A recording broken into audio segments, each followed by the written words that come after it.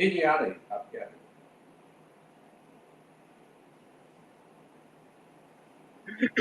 All India Pasmanda सलाम आदाब। All India Pasmanda मुस्लिम महाज से मैं राशिद अयाज, और आज आप एक विशेष कार्यक्रम से जुड़े हैं पसमानदा डेमोक्रेसी के। ऑल इंडिया पसमानदा मुस्लिम महाज पसमानदा समाज के कार्यकर्ताओं, नेताओं, बुद्धिजीवों के विचारों को प्रस्तुत करने का एक प्रयास है। ऑल इंडिया पसमानदा मुस्लिम महाज और पसमानदा डेमोक्रेसी मिलकर एक साक्षात्कार श्रृंखला कर रहे हैं। हम आपसे अनुरोध करते हैं कि हमारे इस कार्यक्रम का समर्थन करें और इसे अधिक से अधिक लोगों तक पहुंचाने में हमारी मदद करें। पसमानदा समुदाय के हालात पर बातचीत के लिए आज हमारे साथ हैं ऑल इंडिया पसमानदा मुस्लिम महाज के राष्ट्रीय उपाध्यक्ष वसीम राइन साहब। वसीम राइन साहब, आपसे शुरुआत करते हैं। आपकी शुरुआती तालीम कहाँ से हुई?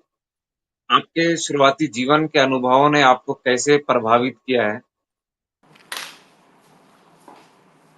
देखिए, मैं जनपद बाराबंकी उत्तर प्रदेश का जी।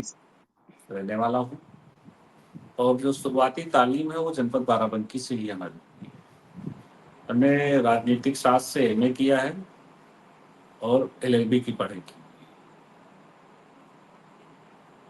और बचपन से ही जब पढ़ाई के ज़माने में लोगों की मदद करने का एक जज्बा था, और उस ज़माने में जो साथी थे पढ़ने लिखने वाले और लोगों की जो बन पड़ता था, उस तभी से मदद करने का एक जज्बा था, तो लोगों की मदद करते थे। तो पढ़ाई करने के बाद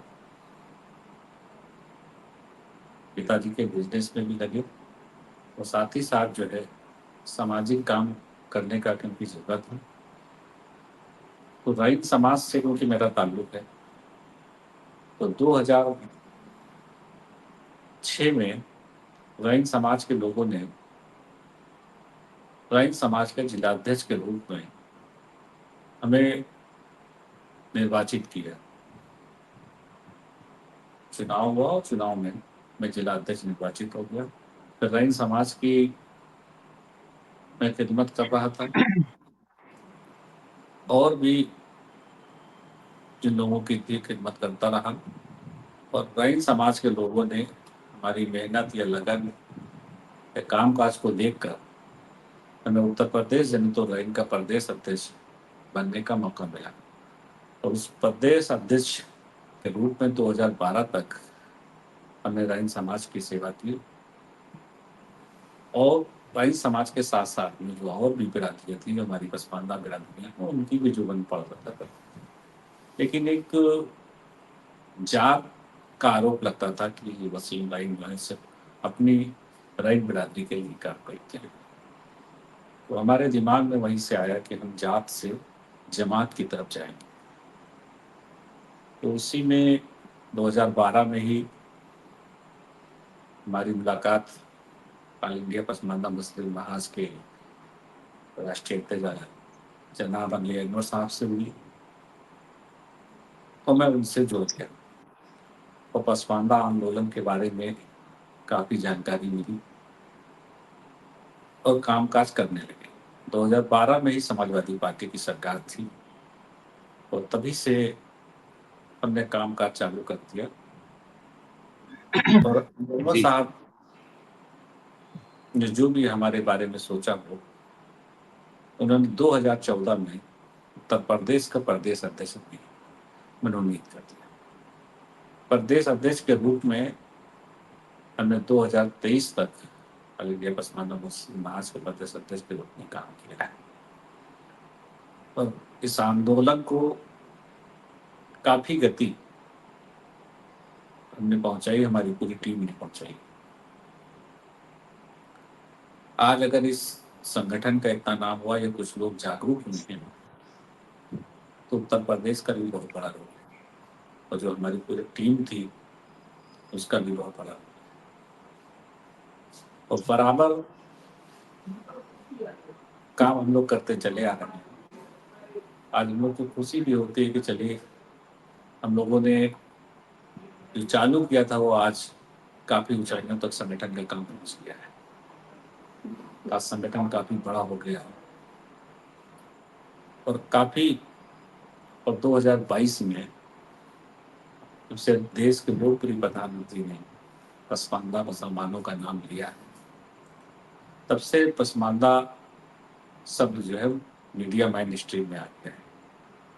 اس سے پہلے تو ہم لوگوں کو سمجھانا پڑتا تھا پسماندہ مسلمان بھی ہوتے ہیں کیونکہ جو ہمارے وہاں کا اشراف طبقہ ہے اشراف مسلمان انہوں نے ہمیشہ ایک جھوٹ پھیلا کہ سارے مسلمان ایک ہیں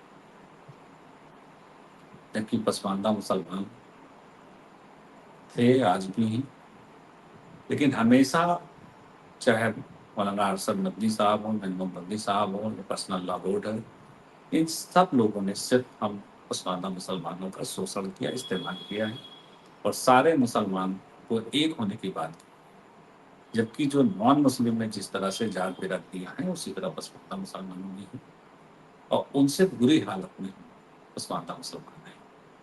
سچر کمیٹی کی رپورٹ آئی پسماندہ مسلمانوں کی حالت دلتوں سے متعلق لیکن اس وقت کی جو سرکاریں رہی ہیں اپنے آپ کو جو سیکولر کہہ کے پسماندہ مسلمانوں کا ووٹ کی انہوں نے ہماری کوئی مدد نہیں کی. اس رپورٹ آنے کے بعد بھی دلت سے بدتر ہونے کے بعد بھی کچھ نہیں کیا اور حصے داری کے نام پہ تو بالکل ذکر رکھا ہے. اور مولانا ارشد ندوی صاحب اپنا جمعیت علماء ہند چلاتے ہیں. ان کا کہنا ہماری تنظیم مسلمانوں کی سب سے بڑی تنظیم ہے. ہم ان کی بات مانتے ہیں لیکن انہوں نے پسماندہ مسلمانوں کے لیے آج تک کوئی کام نہیں کیا نہ ان کے سنگٹھن میں ہمارے پسماندہ مسلمانوں کو کوئی جگہ ملی ہے. 10 اگست 1950 کو آرٹیکل 341 پہ پابندی لگی اس میں دلت ریزرویشن سے پسماندہ مسلمان بندیوں ہمارے دلت مسلمان تھے ان کو باہر کر دیا گیا.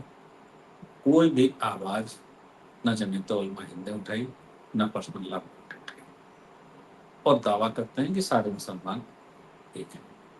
تو جو یہ ناانصافی ہم لوگ کے ساتھ ہو رہی ہوتی چلی آ رہی دیش آزاد ہو گیا لیکن 10 اگست 1950 کو جو پابندی لگی تھی آج تک اس سے پسماندہ مسلمان جو میرے دلت مسلمان ہیں وہ نہیں نکل پائے ہیں اور اس سے ہمارا اتنا بڑا نقصان ہوا ہے کہ اگر جو ریزرو سیٹیں تھیں ان پہ اگر دلت مسلمان چناؤ لڑتے تو آج پتہ نہیں کتنے ہزار ہمارے ایم ایل اے ہوتے اور 500 کم سے کم ایم پی ہوتے پتہ نہیں کتنے I S P C doctor engineer بنتے جو ریزرو کوٹے میں آ جاتے وہ نہیں بن پا اس سے ونچت رہتے.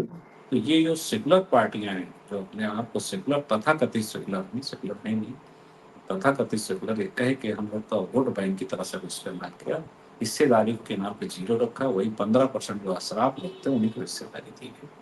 حصے داری پہ ہم کچھ رکھا جی پسماندہ آندولن میں شامل ہونے کے بعد آپ نے کون کون سے پرمکھ یوگدان دیے ہیں؟ دیکھیے بارہ بنکی سے ہی ہم نے چالو کیا تھا. جنپد بارہ بنکی میں جو آپ اشراف میں اگر کدوئی ہیں تو وہ 12 بس کو پورے ہندوستان میں کدوئی میں ہے تو 12 بنکی میں ہی ملیں گے. وہ یہی کہ کہیں بھی کدوئی اگر آپ کو ملیں گے تو 12 بنکی 12 بنکی میں صرف ایک بڑا گاؤں یہاں پڑتا ہے اور وہاں ان کے گھر میں پردھان سے لے کر ایک ہی گھر میں گورنر تک انہیں کے گھر میں ہے. پردھان بھی وہی بلاک پرمکھ انہیں کے گھر کا ودھایک بھی انہیں کے گھر کا سانسد بھی انہیں کے گھر کا منتری بھی راجیہ سبھا بھی کانگریس کا سنکھیک کا راشٹریہ ادھیکش بھی اور گورنر تک ان لوگوں نے سفر کیا صرف ایک گھر میں. آج پسماندہ مسلمان اتنا جاگروک ہو گئے ہیں کہ وہ اپنے گاؤں کی پردھانی نہیں جیت پا رہے ہیں وہاں سے پردھان پسماندہ مسلمان ہو رہا ہے. دو بار ایک فقیر برادری کا پسماندہ مسلمان بنا. اس وقت بھی وہاں جو ہے تو مسلم دھوبی پردھان ہے. اتنا پسماندہ مسلمان جاگروک ہو گئے ہیں ہم لوگ کے آندولن سے کہ آج جو اشراف طبقہ ہے وہ جو جن کے گھر میں گورنر تک ہوئے آج وہ پردھانی تک نہیں جیت پا رہے. تو یہ بدلاؤ ہوا ہے. اسی طرح ہمارے وہاں جو بھی گاؤں ہے جس میں جو اشراف طبقہ کا پورا ورچسو تھا وہاں سب جگہ پسماندہ مسلمان پردھان D D C B D C سب بن رہے ہیں. تو جاگروک ہوئے ہیں وہ سنگٹھن کی بہت بڑی دین ہے. سنگٹھن کی بدولت پسماندہ مسلمان جاگروک ہوئے ہیں وہ سمجھ پائے ہیں کہ ہمارے ساتھ کیا ناانصافی ہوئی ہے اور ہمیں صرف ووٹ بینک کی طرح استعمال کیا گیا. تو یہ سنگٹھن اور یہ ہماری پوری ٹیم کی محنت تھی جو یہ آندولن उत्तर प्रदेश में भी जो है इस तरह फैला है और लोग जागरूक हुए हैं। आज अशराफ मुसलमान जो है कोई भी चुनाव लड़ता है तो उसको सोचना पड़ता है कि पसमानदा मुसलमानों के बिना हम चुनाव नहीं जीत पाएंगे, इनको साथ लेना होगा। जी। वर्तमान स्थिति में आप पसमानदा आंदोलन को कैसे देखते हैं और इसके इसके सामने कौन कौन सी चुनौतियां हैं? देखिए, पसमानदा आंदोलन तो बहुत आगे बढ़ गया है, लेकिन पसमानदा आंदोलन के जो एक्टिविस्ट हैं वो कोई आगे नहीं बढ़ पाए हैं। देश के लोकप्रिय प्रधानमंत्री ने पसमानदा का नाम लिया, पसमानदा का कई बार नाम लिया। हम लोग को बड़ी उम्मीद भी हुई कि पसमानदा मुसलमानों का जिस तरह प्रधानमंत्री जी नाम ले रहे हैं, इनके लिए काम करने की बात कर रहे हैं, लेकिन एक भी पसमानदा मुसलमान जो संगठन चला रहे थे पसमानदा मुसलमानों के लिए, कोई एक्टिविस्ट को जगह उन्होंने नहीं दी। किसी को मौका नहीं मिला है कि यहाँ पूरे हिंदुस्तान में कोई पसमानदा एक्टिविस्ट जो है तो बनाओ कुछ। तो जो काम करने वाले लोग हैं, जितना वो समझ सकते हैं कि पसमानदा मुसलमानों को क्या दिक्कतें हैं, क्या नहीं है, वो दूसरा आदमी नहीं समझ पाएगा। तो पसमानदा जो आंदोलन से जुड़े लोग हैं, उनको सरकारों को जगह देना चाहिए, जो नहीं दिया। और जिस तरह की बातें देश के प्रधानमंत्री ने की थी, तो बड़ा हैरत हुआ कि जब इस बार का जो लोकसभा का चुनाव हुआ और वहाँ कोई अल्पसंख्यक मंत्री तक मुसलमान नहीं बनाए गए, कोई पसमानदा मुसलमान केंद्र सरकार में एक मंत्री तक नहीं। तो वसीम साहब, सरकार में एक भी पसमानदा मुसलमान मंत्री नहीं बनाया गया है। ये बड़ा अफसोस की जी। बात है कि जो देश के लोकप्रिय प्रधानमंत्री पसमानदा मुसलमानों की इतनी बात कर रहे हैं, आवाज उठा रहे हैं, लेकिन हमारा कोई मंत्री तक नहीं वहाँ पे। एक इतनी बड़ी आबादी है, अगर 20% उत्तर प्रदेश में मुसलमानों की आबादी है तो 16% उसमें पसमानदा मुसलमान हैं। या देश की बात कर ले तो इसी रेशियो में है, लेकिन एक भी मंत्री हमारा नहीं है। और यही हाल कांग्रेस ने भी कर रखा था हमारा। कांग्रेस ने भी हमें जगह नहीं दी, पसमानदा मुसलमानों को कोई जगह नहीं दी। उत्तर प्रदेश की अगर क्षेत्रीय पार्टियों की बात करें तो समाजवादी पार्टी ने, कांग्रेस के बाद समाजवादी पार्टी ने सबसे बड़ा इस्तेमाल पसमानदा मुसलमानों का किया है। लेकिन आज तक किसी पसमानदा मुसलमान को राज्यसभा जाने का मौका समाजवादी पार्टी ने नहीं दिया है। जबकि उनके पार्टी के गठन से लेकर आज तक जो है तो 80-85 लोगों को राज्यसभा जाने का मौका दिया है, लेकिन किसी पसमानदा मुसलमान को उन्होंने जो है राज्यसभा जाने का मौका नहीं दिया। जबकि 7% उनकी यादव हैं और 16% पसमानदा मुसलमान हैं। उनकी बिरादरी से दुगना वोट पसमानदा मुसलमान उनको देते हैं, लेकिन उन्होंने हिस्सेदारी के नाम पे अपने यादवों को दी, कभी पसमानदा मुसलमानों को हिस्सेदारी नहीं दी। पसमानदा आंदोलन के भविष्य को आप किस प्रकार देखते हैं और इसे सफल बनाने के लिए क्या कदम उठाए जा सकते हैं? देखिए, बिना हिस्सेदारी के सरकार या संगठन या राजनीतिक पार्टियां सिर्फ हमारा इस्तेमाल कर रही हैं। जब तक हमें जगह नहीं देंगी, हमको वोट बैंक की तरह इस्तेमाल करती चली आ रही हैं। वो कभी कौम या समाज कभी तरक्की नहीं कर सकता जिसको राजनीतिक संरक्षण हो। अगर हमारा एमपी, एमएलए, एमएलसी अगर बन के बैठेंगे तो हमारे समाज की बात वहाँ उठाएंगे, हमारे समाज की कोई दिक्कत होगी उसको उठाएंगे। ये राजनीतिक पार्टियां हैं वो अपने संगठनों में जगह दें। जो हमारी हिस्सेदारी बनती है, हमारी आबादी के अनुपात जो हिस्सेदारी बनती है, जो भी पार्टी, वो हमें जब तक नहीं देंगी तब तक कि हम लोग सफल नहीं हो सकते हैं।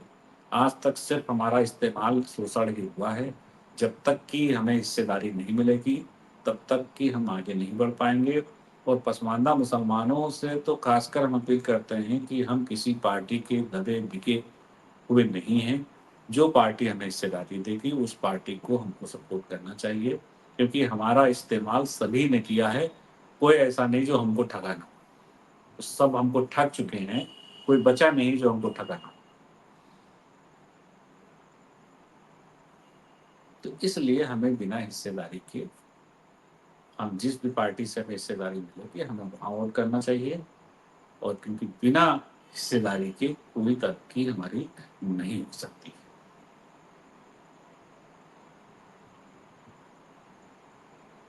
जी, आप कंटिन्यू रहें। हिस्सेदारी के बिना कुछ होना नहीं है। भारतीय जनता पार्टी अगर बात कर रही है, तो भारतीय जनता पार्टी के साथ भी पसमानदा मुसलमान जाने में कोई तैयार दिक्कत नहीं, क्योंकि उस पसमानदा मुसलमानों ने कभी मुस्लिम पार्टी को वोट नहीं किया है। हमेशा जो है सेकुलर, तथाकथित सेकुलर के नाम पे सपा, बसपा, कांग्रेस या आरजेडी, इन्हीं लोगों को वोट किया है। किसी मुस्लिम पार्टी या मुस्लिम नेता को वोट नहीं किया है। तो जब वो हम नॉन मुस्लिम को ही हमेशा दिए हैं वोट, तो हमें भारतीय जनता पार्टी को भी वोट करने में कोई दिक्कत नहीं है। लेकिन हिस्सेदारी जो हालत सपा हमारी की हुई थी, जो कांग्रेस की हुई थी, वही हालत हमारी भाजपा की हुई।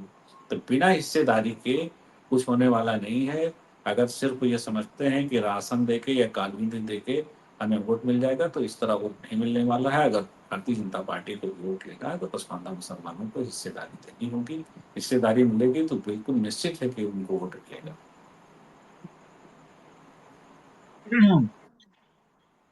जी, आपके अनुसार पसमानदा समुदाय की सामाजिक और आर्थिक स्थिति को सुधारने के लिए कौन-कौन सी नीतियाँ आवश्यक है?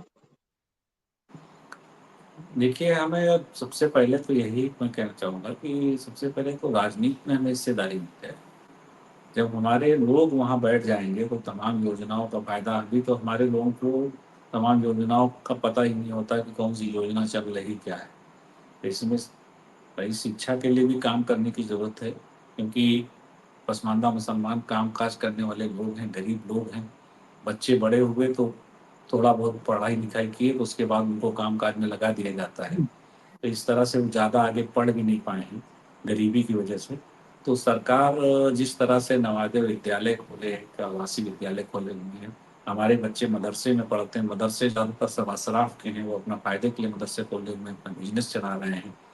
तो उस तरह से अगर सरकार आवासीय विद्यालय पसमानदा मुसलमानों के लिए खोले, ताकि हमारे घरों के जो बच्चे हैं, वो जो मदरसे में पढ़ने जाते हैं, वो अशराफ के जाल में फँस जाते हैं, उससे भी निकल जाएँगे और तालीम उनको अच्छी मिलेगी, क्योंकि सरकार जब सरकारी स्कूल होगा तो उसमें अच्छी तालीम मिलेगी। मदरसे में जो उनका मकसद है अशराफ लोगों का, कि मदरसे वही खोले हुए हैं, तो उनका बिज़नेस पर्पज़, उनका तालीम का नहीं है। क्योंकि तालीम उनकी जो अच्छी नहीं होती है, वो तो अपना सरकार से फ़ायदा लेने के लिए अपना एडेड स्कूल करा लेते हैं, तो फ़ायदे की तरफ उनका दिमाग होता है, उनका शिक्षा की गुणवत्ता पे कोई दिमाग नहीं होता है। तो अगर ये काम सरकार कर दे पसमानदा मुसलमानों के लिए, तो इससे समाज की काफ़ी तरक्की हो सकती है। और बहुत सी जब हमें सरकार और ये आर्टिकल 341 पे जो पाबंदी लगी है, ये हट जाए तो इससे भी समाज को बहुत फ़ायदा होने वाला है। क्योंकि देश के प्रधानमंत्री ने जिस तरह बात की थी, तो समाज को भी बड़ी उम्मीदें हैं कि ये सरकार हमारी मदद कर सकती है। तो ये कांग्रेस का दिया हुआ कोड है, अगर देश के प्रधानमंत्री इसको हटा देते हैं, तो निश्चित है कि पसमानदा मुसलमान एक तरफ़ा होके भारतीय जनता पार्टी के साथ ही जा सकते हैं। क्योंकि ये 70 साल हो रहे हैं, 74 साल देश आज़ाद हुए हो गया, लेकिन वो जो दलित मुसलमान हैं, वो आज भी आज़ाद नहीं। तो ये बहुत बड़ा मसला है। अगर ये हल हो जाए, तो जिस तरह रिज़र्व सीटों पर हम वही रिज़र्व सीटें की गई हैं जो मुस्लिम बहुल हैं। आप कहीं भी देख लीजिए, एमपी की, एमएलए की वही सीटें रिज़र्व हैं, जो मुस्लिम बहुल थी। अब मुसलमान वहाँ वोट तो दे सकता है, लेकिन चुनाव नहीं लड़ सकता है। तो ये आर्टिकल 341 भी बहुत बड़ा रोड़ा है। अगर ये हट जाए, तो हमें लगता है कि पसमानदा मुसलमानों की काफ़ी तरक्की हो जाएगी।